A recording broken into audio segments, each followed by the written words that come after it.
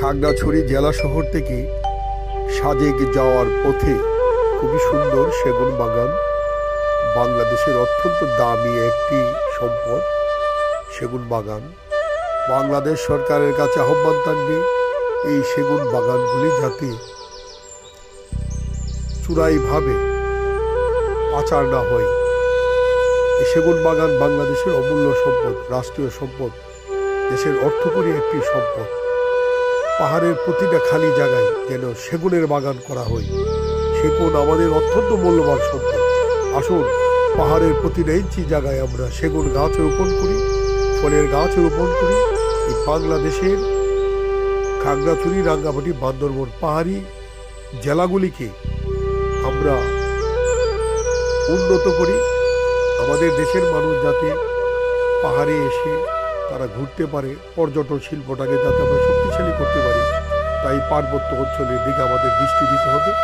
সকল ধর্মবর্ণের মানুষ সবাই সম্মিলিতভাবে খাগড়াছড়ি, রাঙ্গামাটি, বান্দরবনকে সুন্দর একটি পর্যটন এলাকা হিসেবে গড়ে তুলতে হবে, যাতে আমার দেশের মানুষ বিদেশে না যায়, বাংলাদেশে যেন আমরা ঘুরে ফিরে দেখি আমার সোনার বাংলা, আমি তোমায় ভালোবাসি।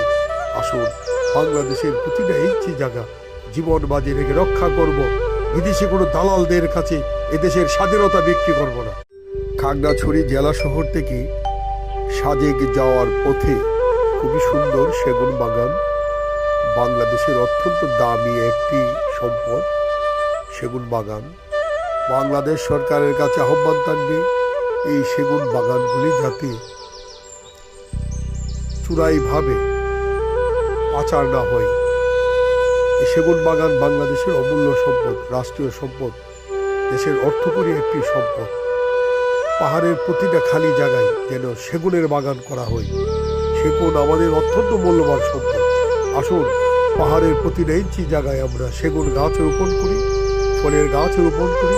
এই বাংলাদেশের খাগড়াছড়ি, রাঙ্গামাটি, বান্দরবন পাহাড়ি জেলাগুলিকে আমরা উন্নত করি।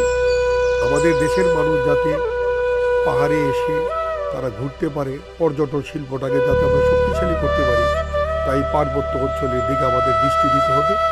সকল ধর্মবর্ণের মানুষ সবাই সম্মিলিতভাবে খাগড়াছড়ি, রাঙ্গামাটি, বান্দরবনকে সুন্দর একটি পর্যটন এলাকা হিসেবে গড়ে তুলতে হবে, যাতে আমার দেশের মানুষ বিদেশে না যায়, বাংলাদেশে যেন আমরা ঘুরে ফিরে দেখি আমার সোনার বাংলা, আমি তোমায় ভালোবাসি।